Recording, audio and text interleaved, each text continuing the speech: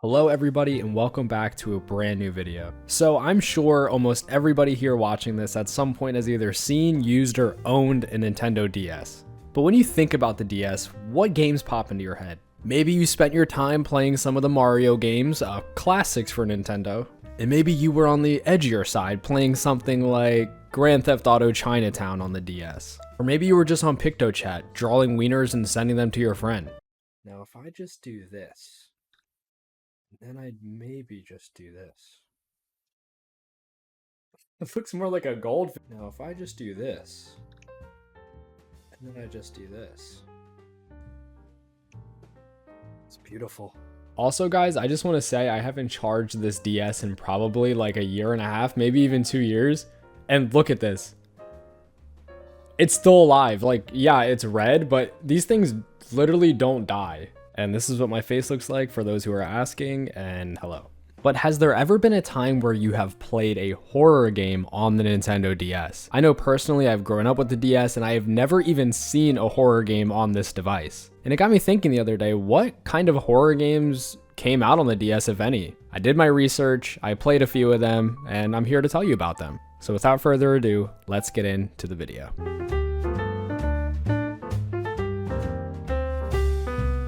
So in the beginning of this video, I mentioned that I played some of these, but some of them I couldn't. The ones that I were able to play were actually a series called Dementium the Ward 1 and 2. And while I was doing my research for these DS horror games, this was the name that came up the most. Definitely not because it was necessarily good, but because there are basically no horror games on the DS. When I say these are obscure, I really mean that. Now, I told myself going into this that I cannot expect the horror standards of video games that we have today, obviously.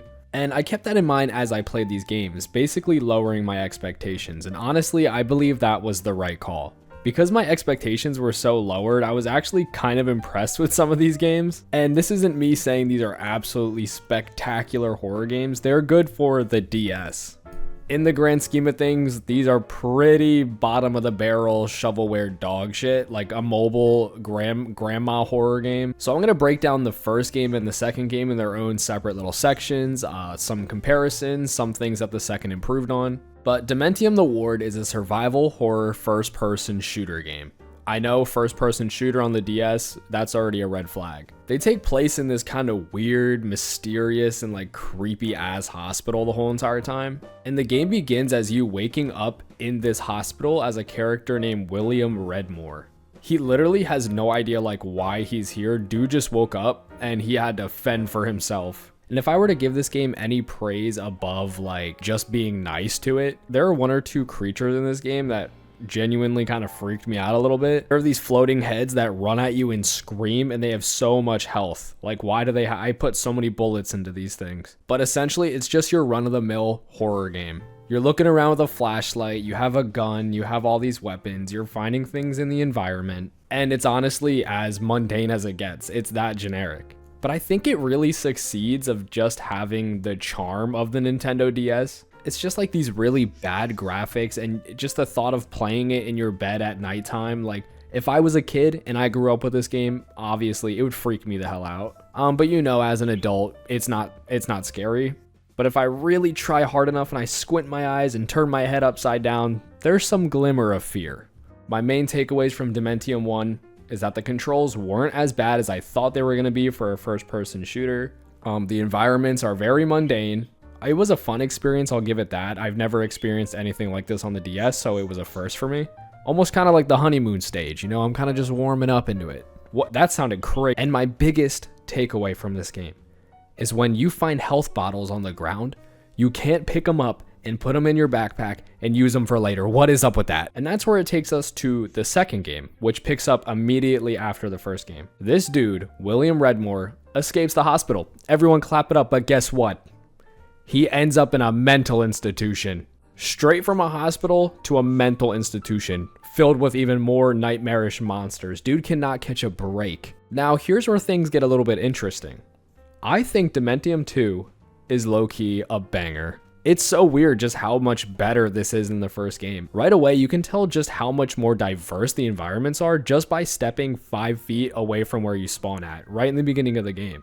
Your first enemy encounter, you can tell just how tweaked the controls are. Everything just has this certain amount of polish. Think about Borderlands 1, you ever played that game? And then now compare that to Borderlands 2. It was like that step up for me when I was playing it. It felt way better to play. I was way more intrigued. And overall, I think it almost kind of triumphs over the fact that it's on the DS and just becomes like a decent horror game.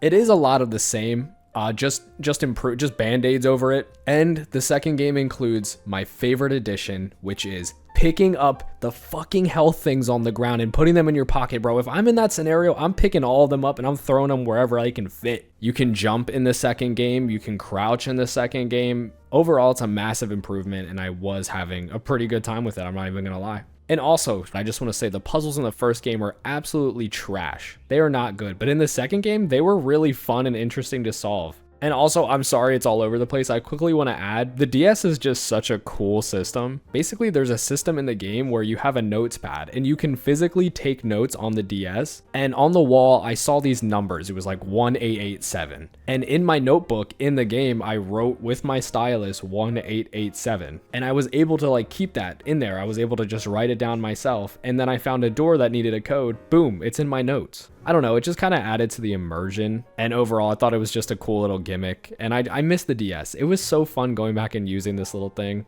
But yeah, those are the two games I was actually able to play, and overall it didn't leave a horrible taste in my mouth. Maybe a little bit bitter, a little bit sour, but overall it's pretty sweet. Now let's get into the majorly obscure games that I couldn't play because they weren't in English and I couldn't find a translation anywhere. And trust me, I tried. For hours, I tried. And those series of games would be Nashi No Game. Now, Nashi No Game, or The Game with No Name, is a first-person survival horror game developed by Epix and published by Square Enix. Everyone here probably knows Square Enix. The story follows a university student who discovers the cursed RPG from a friend. After the friend's sudden death, the protagonist finds themselves ensnared by the curse. As the protagonist investigates the origins of the curse game and tries to survive the 7 days, they uncover a dark and disturbing history tied to the game. Interesting.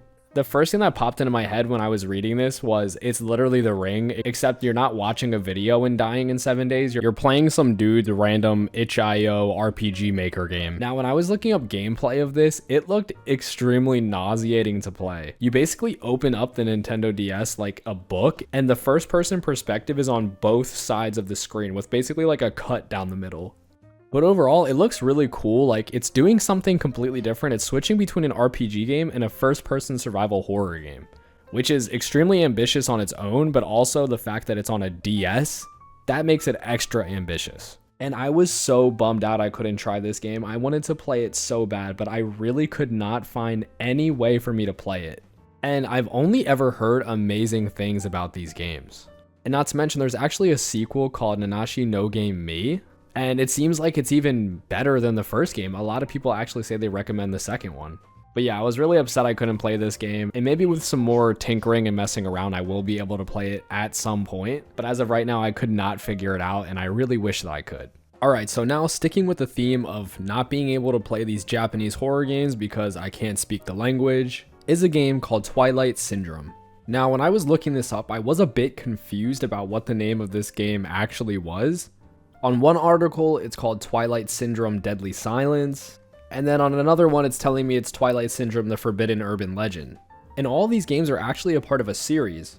The rest of them releasing on PS1, and this one probably maybe a spin-off on the Nintendo DS. The series is known for its major focus on psychological horror and its adventure elements. Players typically investigate urban legends and solve mysteries, which sounds awesome, and once again, I'm gonna say it, why can't I play these games? Realistically, I could go on my phone and use like a translating app, but I feel like that would ruin the experience, pausing every second to like take a picture of it and just to read what it says. And overall, it looks like a super atmospheric and awesome game to play, and I would have loved to try it out. From what I'm reading online and the general consensus of this game, it seems like the story isn't its strongest point. It's definitely its unique atmosphere and its terrifying sound design. If you watch my most recent video about horror games that are actually scary, I talk about how much I genuinely enjoy creepy environments. And Fatal Frame is one of the games that I've played recently that has done it absolutely perfectly. And there is a spin-off game that came out on the Nintendo 3DS. Now, I have never owned a Nintendo 3DS. I only have a Nintendo DSi. I'm pretty sure I'm going to get around to buying a 3DS pretty soon because I already know the price is going to skyrocket way more than it already has, and I need to get on that because I want to play some 3DS goodness. But because I don't own a 3DS and I don't really want to shell out the amount of money to play this specific game for this video, this is one of the ones I couldn't play as well. Basically, it's a spin-off of the Fatal Frame games where in those games, your combat mechanisms are to take a picture of a ghost and that's how you get rid of them. Now, the reason this is only on the 3DS is because it uses the Nintendo 3DS's camera.